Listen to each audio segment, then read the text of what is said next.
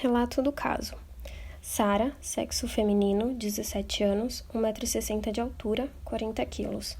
Possui características psíquicas próprias da fase da adolescência, como crise de identidade relacional, familiar e de autoestima. Foi trazida à força à terapia pela mãe depois de uma tentativa de suicídio recente. Nas primeiras sessões, apresentava-se com roupas grossas e de tons escuros. Na maioria das vezes usava uma touca que cobria parcialmente o seu rosto. Visualmente, ela apresentava fadiga, irritabilidade e magreza excessiva. Se mostrou hostil com a terapeuta durante toda a sessão, se negando a responder a maioria das perguntas, com exceção de algumas onde se limitava a dizer sim ou não. Em seus históricos médicos, há relatos de várias dietas restritivas, peso abaixo do ideal, 2 internações por desnutrição e algumas entradas por lesões musculares. A paciente disse simplesmente que era exagero dos médicos e que tudo não passava de um showzinho de sua mãe. Sara acabou criando uma aversão aos profissionais da saúde, dizendo que todos eram pagos para concordarem com sua mãe e discordarem dela. Quando questionada sobre sua tentativa de suicídio, a única coisa que disse é que não queria se matar, apenas misturou os remédios de sua mãe, pois estava com problema para ir ao banheiro e com problemas para dormir. História de vida. Ao contar sobre sua história, demonstrou um descontrole emocional ao falar sobre seu pai, dizendo que ela e seu irmão eram próximos quando ele ainda estava vivo, mas tudo mudou após sua morte. Logo depois, seu irmão foi contratado como modelo e suas várias viagens a trabalho distanciaram os dois. Quando ela tinha 15 anos, tentou trilhar o mesmo caminho que ele, passou por várias agências, até que uma das agências disse que ela não poderia ser modelo porque não estava no perfil. Ela lembrou que a frase que ouviu foi: apesar de ser alta e magra, você está um pouco barriguda. A partir de então, ela começou a fazer dietas radicais e começou a ter problemas em fazer amizades, já que não estava no padrão das outras garotas das revistas de moda. Começou a evitar a se olhar no espelho, pois se achava horrível, e só o fazia em raras vezes para medir o tamanho de sua barriga. Frequentou a escola até o penúltimo ano do ensino médio e abandonou após repetir de ano. Não quer estudar, pois, segundo ela, não conseguia criar relacionamentos afetivos com os outros alunos e sentiu-se destratada por professores, dizendo que os mesmos a perseguiam, porém não soube explicar o porquê e qual o tipo de perseguição ela sofria. Sua relação com a mãe é bastante conturbada e permeada por diversas situações conflitivas. Segundo ela, a mãe era bastante amável antes de o pai cometer suicídio, mas depois se tornou rude e impaciente com ela, e tudo piorou quando ela foi rejeitada pela agência de modelo. A paciente diz que sente raiva da mãe, principalmente quando a mãe a obriga a fazer o que ela não quer, como, por exemplo, ir ao médico, ir à terapia, e muitas vezes quando a mãe a obriga a comer, dizendo que ela quer engordá-la para que ela não tenha sucesso como irmão e a abandone. Teve um namorado no passado, sobre o qual não quis falar muito. Apenas disse que toda vez que começava a ir para encontros mais íntimos, ela preferiria se despir no escuro e pedia para que ele não a olhasse por muito tempo, pois ainda estava muito gorda, mesmo ele verbalizando que ela não estava. Segundo ela, namorados precisam agradar suas namoradas e por isso mentem. No momento, ela não namora, pois não quer manter relações. A paciente disse que está muito gorda para começar a se relacionar com alguém e também tem vergonha de se mostrar. Quando ela fala sobre o seu irmão, ela diz que ele é o único da família que deu certo. Ele é bonito, tem o corpo perfeito e puxou toda a genética do pai, deixando todo o resto da mãe para ela. Diz sentir muitas saudades, mas evita fazer chamadas de vídeo com ele, pois, segundo ela, a mãe e a avó encheu a cabeça dele com exageros e que a câmera distorce. Na entrevista com a mãe, ela disse que a filha sempre foi problemática. Segundo ela, a garota puxou o pai, sempre fez de tudo para irritar-me, com questão de beleza. Segundo a mãe, os problemas com a aparência da filha começaram antes dos 12 anos. A filha começou a se preocupar muito com o peso depois do que aconteceu na agência de modelo e fez a mãe comprar várias revistas de moda. A mãe disse que a filha começou a comer isolada no quarto, onde escondia parte da comida. A filha disse que escondia a comida para comer mais tarde e que não gostava que a obrigassem a comer na frente dos outros, porque isso a deixava incomodada. Conversando sobre os laudos médicos a respeito da desnutrição e as lesões musculares, a mãe disse que a filha desenvolveu, juntamente com as dietas radicais, uma compulsão por exercício físico. Disse que ela passa parte do tempo no quarto e a outra parte na academia que foi montada para o Eduardo, que era o pai dela, na garagem. E que recentemente ela começou a se machucar nos exercícios mais pesados. Ela chegou até a proibir a filha de ir à garagem, o que gerou algumas discussões entre elas. A mãe relata também rituais realizados pela filha, que são executados antes das refeições, como, por exemplo, separar e cortar a comida em pequenas porções, devolver metade de todas as refeições e sempre se pesar após cada uma das refeições. Ela relatou que teve que esconder os laxantes, pois a filha começou a tomá-los escondidos frequentemente. Ela já tentou impedir que a Sara cumprisse os rituais, mas sempre que fazia, deixava a filha irritada e violenta. Ela também relata que sempre que escuta a filha vomitar no banheiro do quarto, às vezes mais de uma vez por dia. Ela relatou perda de cabelo, perda de peso e cansaço da filha. Diz que ela começou a ter problemas com a menstruação há algum tempo. Questionada sobre os remédios que foram usados na tentativa de suicídio da filha, a mãe disse que usa antidepressivos para dormir, pois desde que o seu marido se matou, ela não tem dormido direito. E com os problemas da filha, seu quadro piorou. A mãe também compara o comportamento do filho com o da filha, dizendo que o Eduardo, apesar de tudo, nunca me deu problemas, mas trabalho dobrado para aguentar as maluquices da Sara. Queixa principal.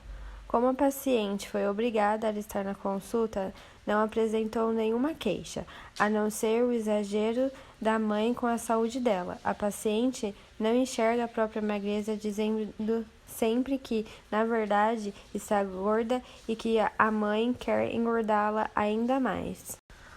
Os sintomas presentes: aparência excessivamente magra, anemia, cansaço frequente, cabelos fracos, finos e quebradiços, amenorreia. Pensamentos e crenças associadas.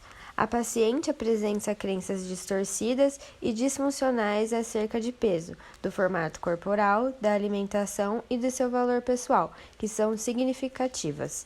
Ela acredita que não é tão bonita quanto o pai e o irmão, e que para chegar perto precisa ser como as modelos das revistas. Acredita que a culpa de tudo é da mãe que quer engordá-la para que não a abandone. Diagnóstico: anorexia nervosa, com comportamento purgativo. Critérios diagnósticos: restrição da ingesta calórica em relação às necessidades, levando a um peso corporal significativamente baixo no contexto de idade, gênero, trajetória do desenvolvimento e saúde física. Peso significativamente baixo é devido como um peso inferior ao peso mínimo normal, ou no caso de crianças e adolescentes, menor que o minimamente esperado. Medo intenso de ganhar peso ou de engordar, ou comportamento persistente que interfere no ganho de peso, mesmo estando com peso significativamente baixo. Perturbação no modo como o próprio peso ou a forma corporal são vivenciados. Influência indevida no peso ou da forma corporal, na autoavaliação ou ausência permanente de reconhecimento da gravidade por baixo peso corporal atual. Gravidade atual. Segundo o DSM-5, o nível de gravidade baseia-se em adulto no índice de massa corporal atual, ou para crianças e adolescentes, no percentil do IMC. Os intervalos abaixo são derivados das categorias da Organização Mundial da Saúde para baixo peso em adultos, para crianças e adolescentes. Os percentis do IMC correspondentes devem ser usados. O nível de gravidade pode ser aumentado de maneira a refletir sintomas clínicos, o grau de incapacidade funcional e a necessidade de supervisão. Abaixo mostra como fazer o cálculo. Bom, pessoal, aqui nós podemos ver o genograma familiar da Sara. Logo acima nós temos a Rosa e o Manuel, que são os pais do Eduardo, que é o pai da Sara, no caso, né? A Rosa com 72 anos, o Manuel com 52, e o Manuel se matou também. Há um indício de depressão, no caso, a própria que como nós só temos o relato da Fernanda, que é a mãe da Sara, nós não temos muita essa informação, mas acredita-se que foi de depressão. Logo abaixo nós temos o pai da Sara, que é o Eduardo, e a Fernanda, o pai com 35 anos, que se matou com 35 anos, que também há indício de depressão, e a Fernanda de 45 anos, que é a mãe. E logo abaixo nós temos o Eduardo Júnior, que é o filho que virou modelo, e a Sara, que é a nossa paciente. Bom, pessoal, agora a gente vai narrar uma das sessões da Sara, onde a gente já vai estar empregando o tratamento, que eu irei explicar logo depois dessa narração. E essa vai ser a sexta sessão que ela está indo conversar com a psicóloga, beleza? Então, fique aí com a narração. Oi, Sara, tudo bem? Como foi sua semana? Não muito boa. Quer me dizer o que houve? Pode ser, na segunda-feira de manhã eu tentei comer um pouco do que a nutricionista falou e me senti muito mal. Entendo. Você poderia me explicar mais sobre o que você sentiu exatamente?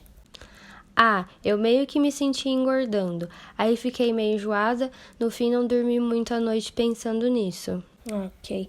Você se pesou depois que você comeu, como tínhamos combinado? Não, eu não consegui me pesar, fiquei algum tempo encarando a balança e não consegui. Tudo bem. Lembra que conversamos que seria um processo demorado?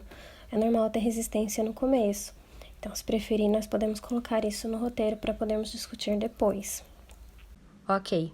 Certo. Aproveitando, eu queria voltar um pouco na nossa última sessão. Eu gostaria muito de saber se ela foi informativa para você, se te ajudou de alguma forma a passar a semana. Sim, me ajudou um pouco. Depois que você me explicou como vai funcionar a psicoterapia cognitiva e como funciona a minha doença, eu fiquei mais tranquila e acredito que só o fato de eu não voltar a ficar internada é muito bom. Fico feliz em ouvir isso. E teve alguma coisa que você não tenha gostado? Não, acho que não. Que bom. Eu estava vendo o teste que fizemos mais cedo e percebi que sua ansiedade aumentou. Você diria que esse aumento é só pelo fato de você estar está tentando comer mais ou existe alguma outra coisa? Talvez, mas acho que não é só isso. Você acredita ser mais alguma coisa? Tenho ansiedade toda vez que estou comendo, mas o Dr. Rubens me deu um remédio para tomar que me ajuda. Mas essa semana eu fui elogiada e foi um elogio que me deixou feliz na hora. Mas depois fiquei muito ansiosa, pois fiquei com medo de engordar mais e não receber mais elogios. Entendo. Mas não seria mais fácil pensar que estão elogiando você porque você está fazendo o tratamento, ganhando um pouco de peso e mudando o seu corpo para uma forma mais saudável?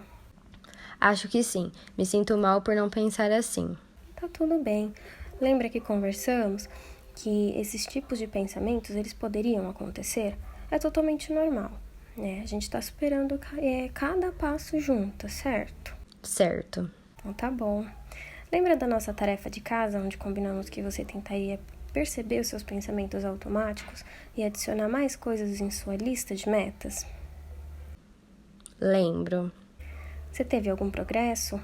Bom, eu percebi que penso que se eu comer, vou engordar.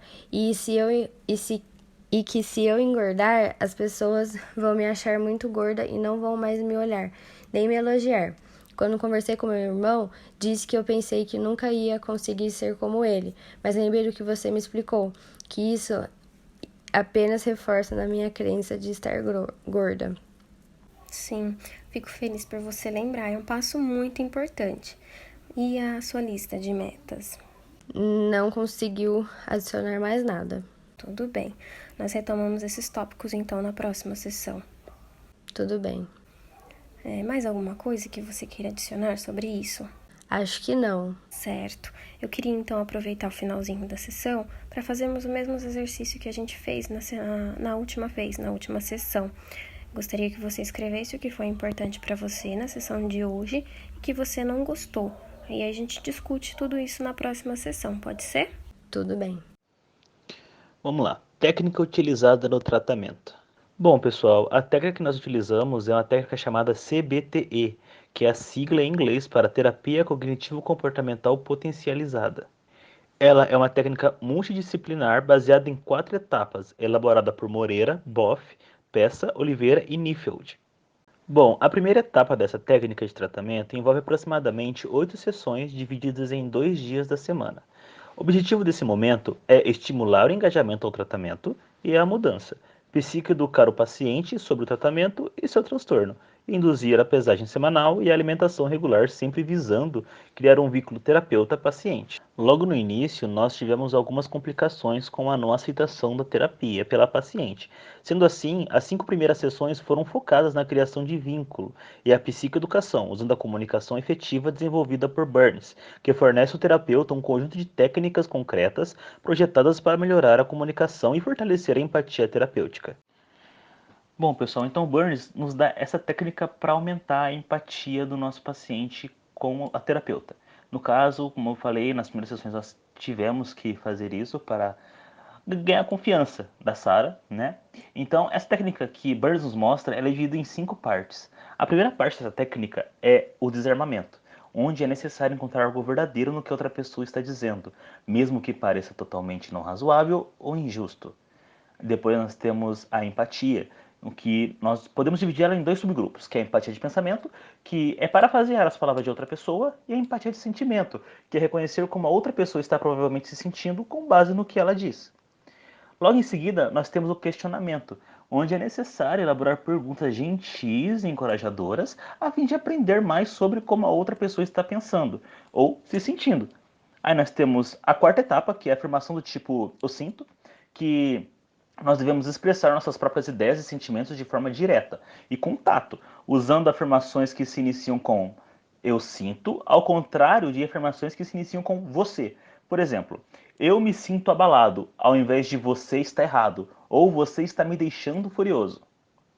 Aí nós temos a 5ª parte, que é o afago, onde é necessário transmitir uma atitude de respeito, mesmo que você se sinta frustrado ou furioso com outra pessoa. Encontre algo genuinamente positivo para dizer a outra pessoa, mesmo durante o ápice da discussão.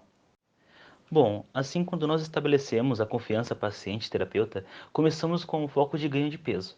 Para isso, nós contamos com a ajuda de uma nutricionista que criou um esquema com horários, tipos de alimentos e quantidades consumidas para assim regularizar o hábito alimentar da paciente, para conseguir, assim conseguindo metas gradativas de ganho de peso para atingir o peso saudável. Houve um pouco de resistência pela paciente, criando pensamentos automáticos e racionais, como por exemplo, eu comi o que a nutricionista propôs, mas eu não me sinto bem, pois com certeza eu devo ter engordado uns 3 quilos. Eu posso sentir isso. Com isso, usamos técnicas de confronto propostas por Moreira, assim instruindo a paciente a se pesar a cada refeição, para assim conseguir uma evidência contrária aos seus pensamentos disfuncionais. Foi necessário também a ajuda de um médico psiquiatra para prescrever um antipsicótico, que no caso foi o Pimosida, para ajudar no caso da distorção corporal, e a buspirona, para ajudar a diminuição da ansiedade pós-refeições. Vamos lá, segunda etapa do tratamento. A segunda etapa envolve 2 sessões, tendo como propósito revisar o processo com o intuito de identificar obstáculos para a mudança e os problemas que ainda existem. Nessa etapa foi apresentado 2 obstáculos que ainda ofereciam resistência para a paciente. A baixa autoestima, onde nós trabalhamos ela na terceira etapa, e a desconfiança da paciente pela mãe, onde foi proposta uma inversão de papéis para criar empatia entre ambas as partes, ajudando assim a mãe a entender melhor o transtorno da filha e a filha a entender melhor a preocupação da mãe. Terceira etapa. A terceira etapa consiste em acessar os mecanismos que mantêm o transtorno alimentar do paciente. Geralmente, ela vai durar dentre 8 sessões, 9 sessões. O terapeuta auxilia o paciente a perceber como ele se avalia, mostrando a importância atribuída ao corpo e à alimentação, assim ajudando a paciente a compreender os problemas relacionados à sua crença inadequada e ajudando a perceber as principais distorções cognitivas, como as pessoas não vão gostar de mim porque eu estou gorda, ou nunca vou ser tão bonita quanto meu irmão. Assim, podendo examinar as provas que corroboram com esses pensamentos, podendo rebatê-los de forma direta e compassiva, como eu entendo que você se sinta assim, mas quais as provas que você tem para chegar a tal conclusão? Que as pessoas não gostam de você. Ou entenda o seu pensamento. Porém, como você mesma disse, as pessoas elogiam você na rua. Porque os elogios cabem para seu irmão, mas nunca para você. O intuito disso é mostrar para a paciente o quanto ela desconsidera suas qualidades positivas e supervaloriza seus aspectos negativos. Com isso, podendo aplicar a reestruturação cognitiva, alcançando uma visão mais equilibrada de sua autoestima. E por fim, a quarta etapa. Bom, pessoal, basicamente essa etapa ela vai consistir em um programa de prevenção a recaídas, por meio de uma antecipação e de uma preparação para o enfrentamento de situações estressoras que provocavam os padrões funcionais, assim consistindo em identificar os fatores, buscar estratégias para preveni-los e especificar como agir durante uma recaída, como por exemplo, induzir ao vômito toda vez que comer, por se sentir engordando, por exemplo, onde a prática da pesagem deve ser empregada para exercer uma prova contrária ao pensamento.